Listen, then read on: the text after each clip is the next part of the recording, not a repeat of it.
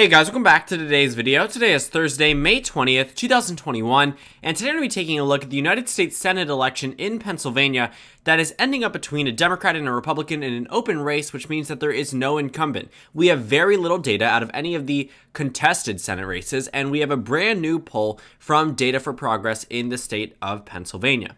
Now, this is a Democratic-leaning pollster, so what does that exactly mean? Typically speaking, you're talking about an organization that takes polls with the intent of distributing it for Democratic campaigns to give people on the Democratic side a general idea of where they are. Because it is considered to be a Democratic poll, typically speaking, the results do skew a little bit towards the left.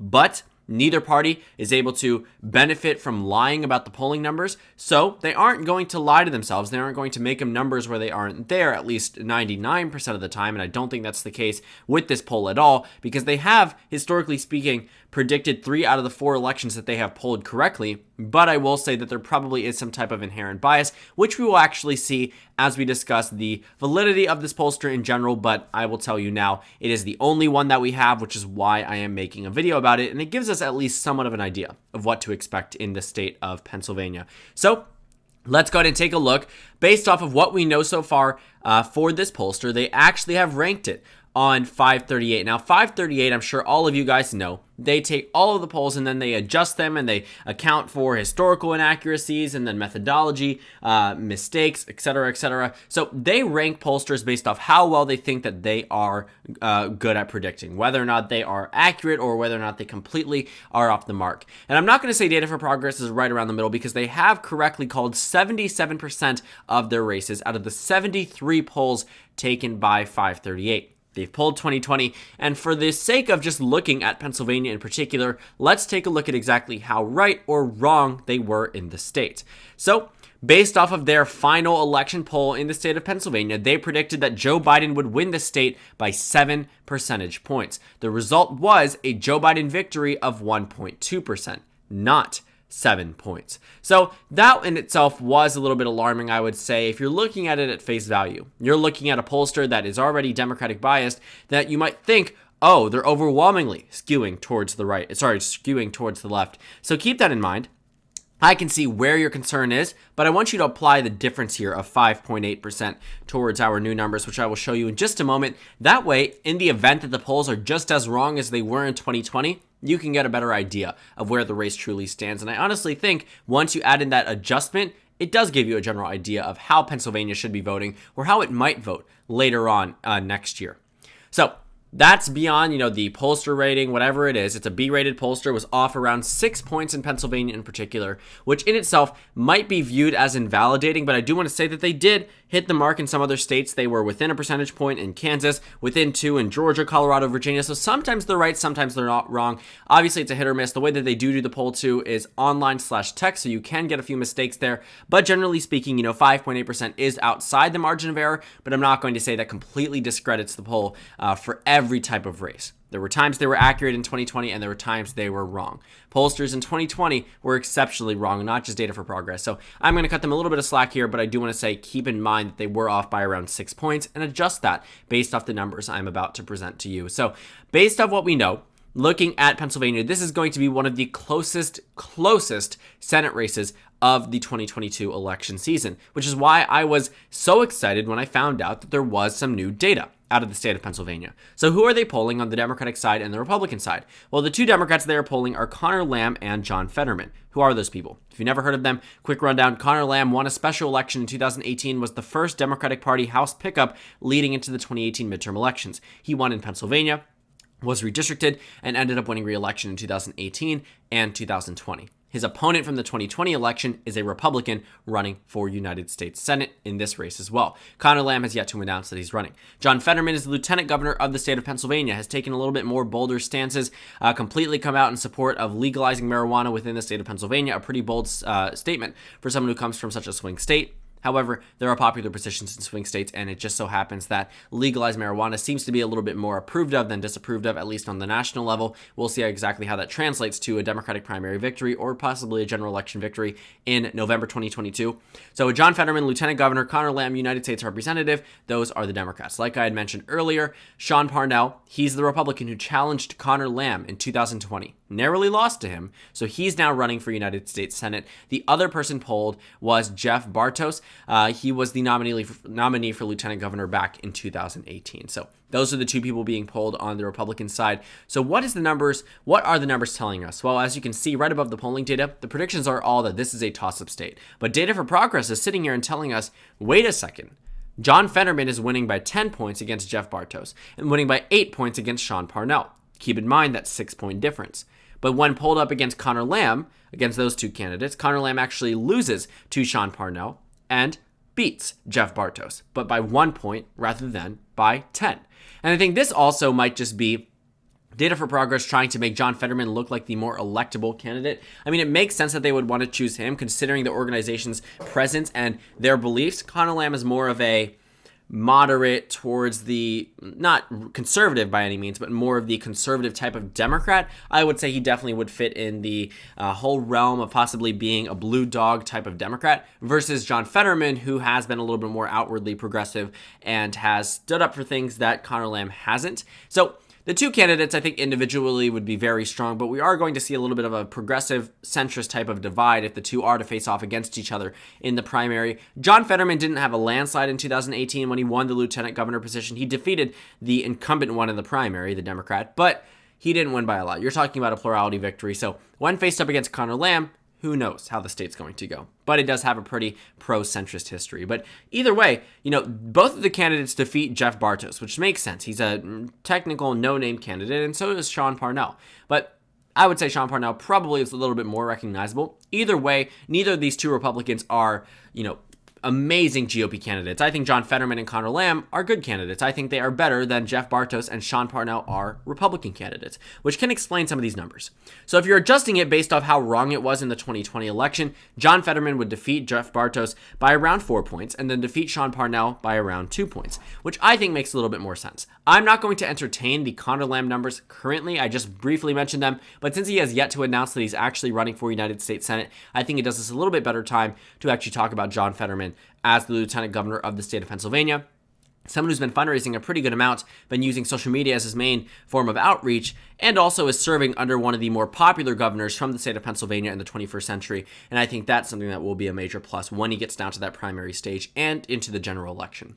So let's do a little bit of history about this state so we can talk about the implications of this Data for Progress poll. Looking at the 2016 presidential election, Donald Trump won the state of Pennsylvania for the first time for a Republican since 1988. That was President George H.W. Bush in his first election after serving as Ronald Reagan's vice president. Ronald Reagan also won the state in 1984, but since the 80s, it had not gone towards a Republican until 2016. Donald Trump won the state by 0.72%, I believe, because he won Wisconsin by 0.77. So he narrowly won the state of Pennsylvania, not by a large amount at all, but of course, a victory is a victory. The Electoral College is a winner-take-all system besides Maine and Nebraska. And just looking at Pennsylvania in 2016 as well, in the Senate election, as you can expect, with Donald Trump's victory on the presidential level, landed Pat Toomey's victory on the Senate level. But here's the thing. Besides the fact that he was the, winning re-election, which is a plus for the GOP, you do have to recognize that this is a poor performance for an incumbent, right? Looking at the 2016 election results, you're talking about someone who only outperformed Donald Trump by 0.6%. I'm not exactly impressed. Considering that there were a number of other candidates that did well compared to President Trump, I will have to say that this is not something I am personally impressed about. I do honestly think that this is something that should have been a larger margin. And it wasn't even as if this was supposed to be a solid red Senate seat. So I'm going to say that. But there was never a time where all of the political pundits had said Pat Toomey is undoubtedly winning this race. He was actually the underdog, which I think further highlights how poor of an incumbent he actually was. Because if you're looking at some of the surrounding Republicans, well, in Ohio, despite Donald Trump, yes, he won the state by 8 points, Rob Portman won by over 20. Go over to the state of Iowa, another state that flipped from the Obama column to the Trump column. Chuck Grassley wins here by 25 points on the same ballot. Donald Trump wins by 9. So a number of other Republican incumbents did considerably better. Pat Toomey was not one of those. In addition, Katie McGinty, while I will say an okay candidate. I think that she had a pretty good run. She simply fell short. There were a number of missteps in her campaign. Pennsylvania was absolutely a winnable race on the Senate level and on the presidential level. But honestly speaking, I don't know how much more Clinton could have done, considering the fact that the DNC was even held in Philadelphia. But there's also the fact that, the DNC-RNC really doesn't bump more than around less than a percentage point. So it really might not have made a difference, but considering how close the margin was, maybe it could have if the campaign ads were spent a little bit differently or if more time was spent there. Who knows? Obviously, all speculation at this point. But Katie McGinty did have a good shot at winning this Senate race the same way that Joe Sestak did back in 2010. But you do have to recognize the reason why Pat Toomey won in both 2010 and 2016. You do have to take the year into consideration. In 2010, when the Democratic Party lost the state of Pennsylvania, Republicans picked up 63 seats in the House of Representatives. 63 seats. In the Senate, the Democrats went from a high point around mid-2009 of 60 seats all the way down to 53. From 60 to 53, you're talking about a reduction of 7 points. Now, if you're wondering why it says -6, you have to see that, the states one of them had a special election due to a death. In addition, you're talking about a couple of vacancies. So 53 from 60 to 53. At the end of 2008, 59 to 53. But you get the point. It was a major reduction in state control, and Pennsylvania was one of them. So 2010 was absolutely a red wave year. But what about 2016? Well, I would argue the same thing. Even though the Democrats gained seats in the Senate and in the House, Republicans ended up with a trifecta following 2016. They flipped states that hadn't been winnable for decades. So to call 2016 not necessarily a red wave year, I don't know necessarily if it's true. There were some instances where I would say in certain states, in certain regions, it was not a red wave. Arizona, Georgia, Texas, perfect examples. But I will say that across this region in Pennsylvania, we saw a very significant shift in support that landed down ballot Republicans' victories, including Pat Toomey. So had the circumstances been different, had Hillary Clinton won the state of Pennsylvania by a Barack Obama margin, Pat Toomey would not be the incumbent senator now. But even with the factor of the incumbency, even though he was a poor incumbent, the factor of the incumbency does help. It helps incrementally in many states, sometimes by a lot. Chuck Grassley and Rob Portman are perfect examples of that, but it does help. Now that he's out, because he is not running for this Senate race, the race gets even more competitive. So for Data for Progress to put John Fetterman ahead by 10 points and 8 points, obviously that's a great number for the Democrats, but put into perspective, first of all, why this race was even Republican in the first place. Two, back-to-back Republican wave years. In addition, looking at the poll itself, it's telling us that Fetterman's not going to win in a landslide. Face value, it does, but when you look at the adjustment based off 2020, which I would say did somewhat accurately predict the 2020 polls, if you took the 2016 swings, it was replicated themselves in 2020. I do think that looking at Pennsylvania's numbers, based off what we're seeing so far, I don't expect a Fetterman victory by 10 points. I don't expect a victory by 8 points, depending on the candidate. I can understand 4 and 2, given the state's competitive nature. So Pennsylvania will likely be one of the more competitive states. It all really depends on Joe Biden's popularity rating as well. You're going to need to focus on whether or not he's popular, whether or not the citizens in Pennsylvania specifically currently like him. As of right now, based off civics, I used them during Donald Trump's presidency. As it stands currently, it looks as if more people will disapprove or have an unfavorable view of Joe Biden versus a favorable one. This has more to do about character and personal opinion about the people, but generally speaking, they are interchangeable in terms of the president job approval rating and the favorability rating. But the job approval nationwide is plus 12. But at the end of the day, you need to worry about individual states because that's what's going to matter in the Senate elections. But my rating about Pennsylvania has not changed over time. Looking at the states, one time I put it in the tilt Democratic column, and now it currently resides in the lean Democratic column. I honestly think this is the most comfortable area that I'm putting it in because the reason why Pat Toomey won in 2010 was the very strong year for Republicans, and then in almost every other election year, special election, midterm election, presidential election, Pennsylvania has a strong performance for Democrats. 2016 was largely a fluke. 2018 reverted that. 2020 also reverted that. While it was close, I'm not going to sit here and say Republicans have the advantage. It does largely depend on the type of year, but we have no indication now that the Senate elections will experience a red wave, given the fact that this is the most beneficial Senate map the Democrats can work with in 2022 In addition, you're going to be looking at Democrats funneling a lot of money, which John Fetterman has already raised in the state of Pennsylvania, and he's already getting that jump on the entire Senate race itself. So this Data for Progress poll does give us a better idea of what's going to go down in the state of Pennsylvania, whether it's a 10-point victory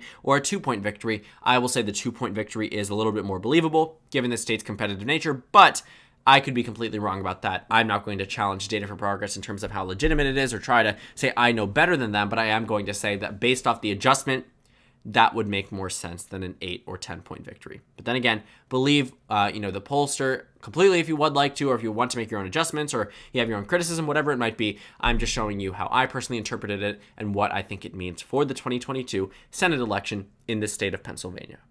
So thank you guys so much for watching this video. Make sure to comment down suggestions below. Subscribe on the left if you haven't already, and check out the Instagram and Twitter. At the bottom left of the screen, there's also a Discord server for you to go ahead and join. On the screen, there's a video you can watch, and then a playlist for my 2022 Senate election analysis videos. Again, thank you guys so much for watching, and I will see you all tomorrow.